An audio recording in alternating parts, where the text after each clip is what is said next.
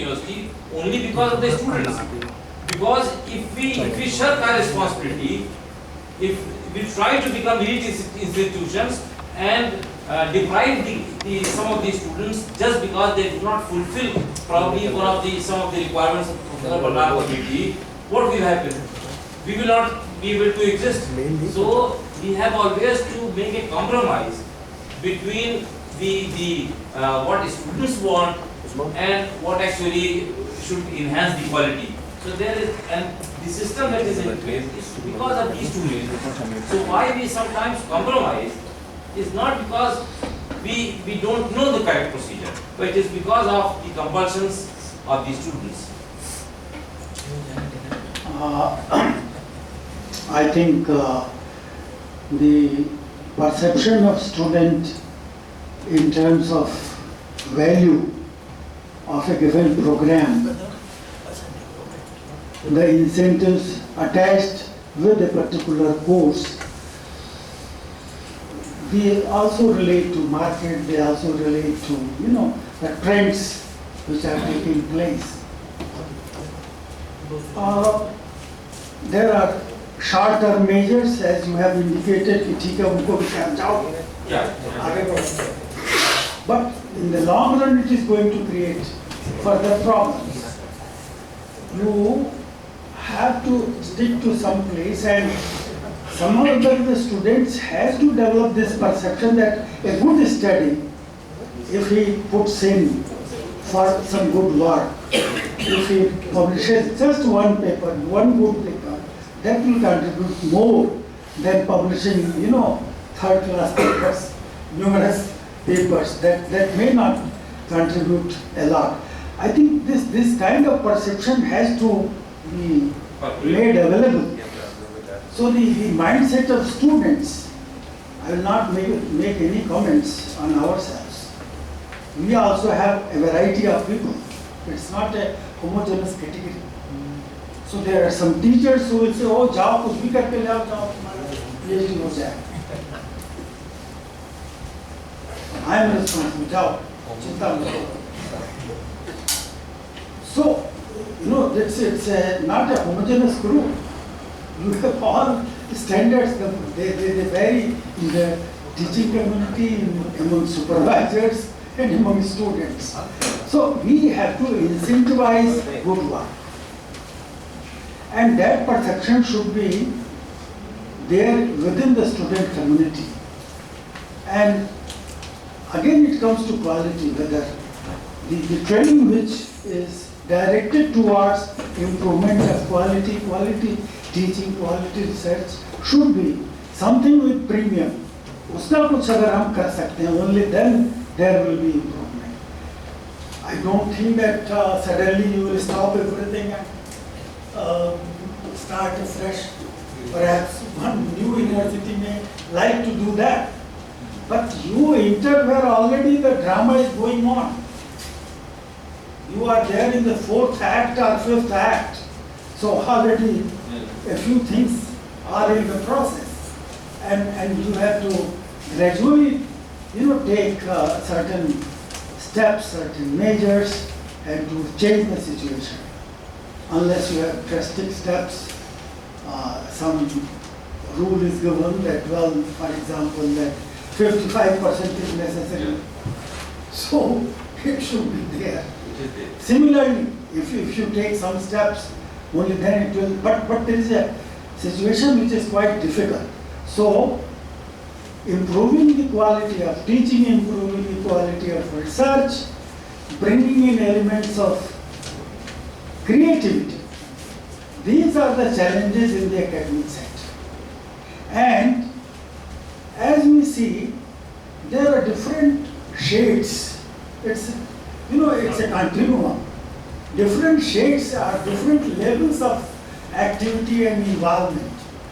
कहाँ पर आप कितना जोर किस चीज़ पे लगा सकते हैं, whether the system will allow you to take up that or not. Allahabad has been in use for so many good and bad things. So, why I am saying this is that you take certain steps, it has repercussions, it has sciences were part of the system, a broader system. So the ecology of higher education is also very important. The social and political and yes. Sir, the point we were discussing is how to keep the students' interest alive, right? That is what we were discussing? Yeah. So my take on that is that we have to tell them such things which are not found on the internet, not found on the book. Only then their interest will be alive. So obviously we'll have to prepare a lot. We'll have to take from several books and several sources. Then only the students will take us seriously in the class. Point number one. Secondly, my personal experience is that if you interlace your class with good humor, that is what keeps the audience engaged. And those should be good. By good humor, I mean clean humor. Plus, it should be a teaching one. It should give a lesson. I'll give you an example. When I teach my students probability, I ask them a question. I tossed a coin. The probability of getting a head is 0.5. The probability of getting the tail is 0.5. Then I ask them, what does it mean? If I toss it twice, will I get head once? Will I get tail the other time?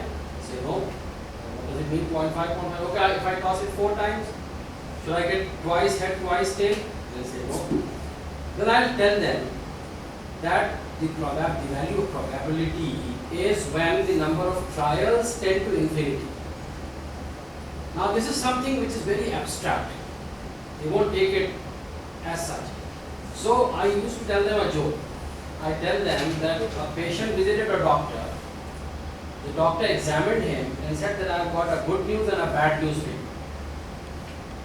So the patient asked, tell me the bad news first. He said the bad news is that your case is very critical, very life-threatening, and the chances of survival if I carry out the operation is 1 in 100. The patient started crying. 1 in 100 is too low a probability. That is as if I'll lose my life. So now doctor says, wait, there's good news also for you. I have performed, in your case it's 100% success, because I have performed 99 such operations before and all of them have died. You are the 100th one. So you will definitely survive. Now if I tell this joke in the class and I tell them this is abusing probability. 1 in 100 means if infinite such operations are performed across the globe by several doctors, then 99% will die and 1% will survive. If I tell this joke in the class, I'm sure the students will never forget the concept of probability ever. Just this morning I was engaging a class before coming here, 8 to 9. So I taught them noise in digital systems. So I told them noise is unwanted signal. Noise is unwanted signal. And I taught them noise immunity in digital systems and all, graphs, everything. At the end of the class I said, I am leaving.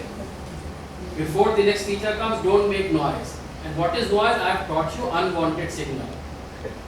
So now they'll never forget what is noise. Excellent teaching. You have those anecdotes, those examples, अच्छा little कोई jokes. बात ऐसी Then it gets embedded in their minds and they'll remember it forever. So the pedagogy.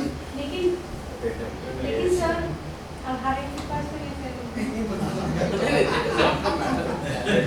उसके लिए तो ये बने हैं कोर्सेस, ये ट्रेनिंग इसी के लिए होती है. Those who are not humorous, they should take classes with Sufyan Sahab. We had a famous vice chancellor, Professor A.M. Khusro. I haven't seen his times. I was in school. Next to him saying Hamid Sahab was in charge. But the people they tell us, maybe some of you might have seen his times. So he had this, this knack. Complex problems. He'll do some trick, he'll divert the mind of the people. And he was a famous economist. It's not that he's someone like that. So he had this knack of diffusing the most tense situations. Sir, आपने शायद देखा बहुत सारी चीजें मशहूर है उनके बारे में. So one possibility is to address such situations and to provide avenues for new thinking, engaging with problems is to intervene at the level of pedagogy. How we are, treating a topic, how we are introducing a theme, how interest is created. These questions vary in different disciplines and they require different kinds of pedagogy, and perhaps good teachers in different disciplines use various methods and strategies to increase the interest of students. But I think if we use appropriate pedagogical tools, strategies, there is a possibility to have interest of students and to ignite their creativity and to create their interest in various problems in those fields. Those possibilities are there. I am sure that if there is will, we will have some solution of the problem. The most critical challenge that we have is the proliferation, the increase in number of students in different programs, and commensurate with that, we have not been able to create the necessary support system. You have increased the number of students from 40 to 80, as Professor was saying, and you don't have the room. If you don't have the available resources, it is difficult to cope with that. So, at policy level, at planning level, we need huge investments in the education sector. There has been some change, some positive change has taken place in the last few years, but that is very limited. We hope that there will be sufficient investment, and we are learning about the new education policy, and a lot of talk is going on, and they have talked about restructuring the whole system of education. They are talking of different kinds of universities, research universities, teaching universities, what not. But that is on paper only. It will take time to revamp the whole thing. I hope that there will be restructuring in terms of the courses are being organized. For example, we have been talking about CBCS.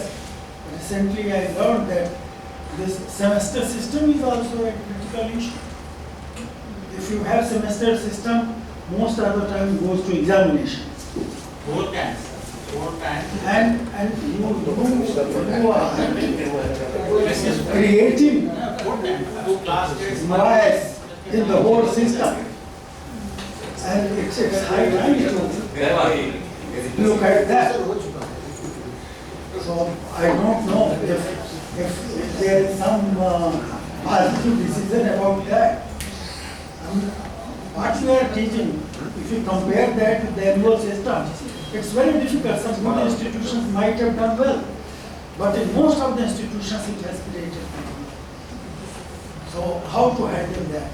Similarly, there is also a kind of rethinking about 3-year to 4-year undergraduate program.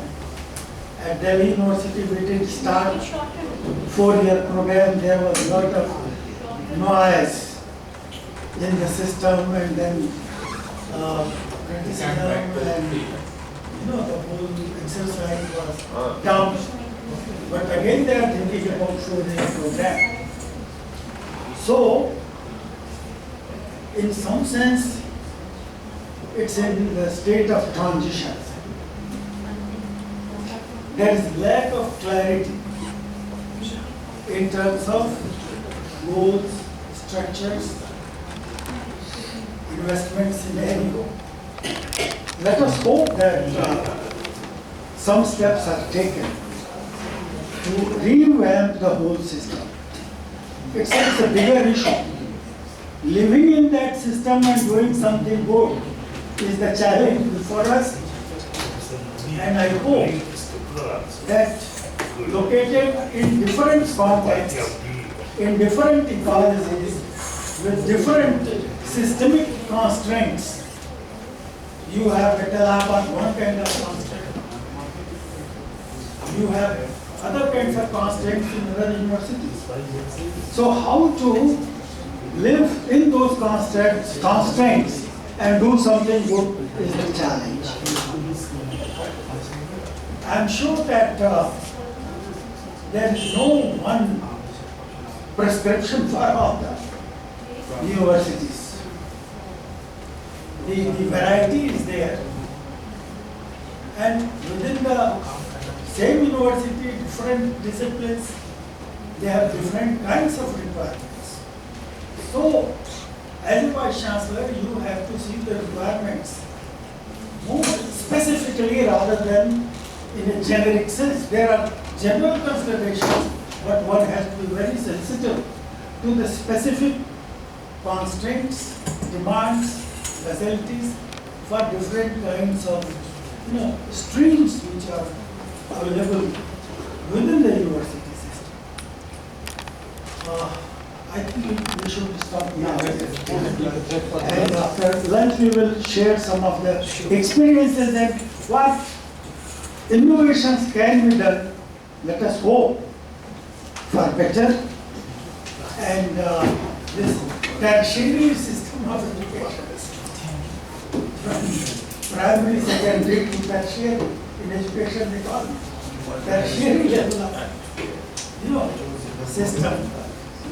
Let us see that some good comes with our intervention. Okay, now we will get to the next.